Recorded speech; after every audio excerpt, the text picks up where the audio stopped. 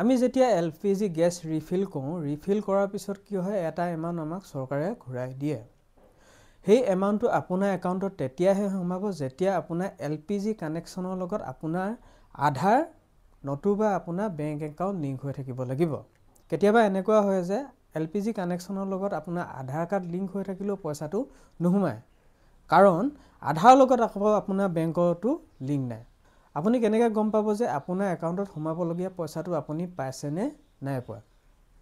তাৰ বাবে কি কৰিব, আপুনি যেতিয়া ৰিফিল কৰে 15 দিন মানৰ ভিতৰতে আপোনাৰ যোনটো ছাবচিডি আছে সেই ছাবচিডিটো সোমাব লাগে। কিন্তু যদি আপুনি গম পায় যে সেই 15 দিনত আপোনাৰ একাউণ্টত পইচাটো সোমোৱা নাই, তেতিয়া কি কৰিব, আপুনি আপোনাৰ চিলিণ্ডাৰৰ এজেঞ্চি যোনটো তাত গৈ আপুনি কণ্টেক্ট কৰিব। কণ্টেক্ট কৰি পিনি সুধিব যে মোৰ ইয়াত একাউণ্টত পইচা সোমোৱা নাই, কিয় সোমোৱা নাই আপোনালোকে চাই দিয়ক। সিহঁতে ক'ব বোলে আপোনাৰ আধাৰ নাই বা বেংকৰ একাউণ্টটো ইয়াত লিংক নাই।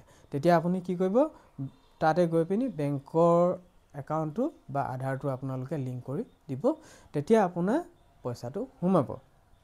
আৰু মষ্ট ইম্পৰ্টেণ্ট কথা, যি অৰুণোদয় পায় তেওঁলোকক কি হ'ব, 250 টকাকৈ চৰকাৰে ভৰাই দিব। যদি আপোনাৰ বেংকৰ একাউণ্টটো লিংক নাথাকে বা আধাৰটো লিংক নাথাকে, তেতিয়া হ'ব কি, সেই 250 টকাটোও আপুনি নাপাব।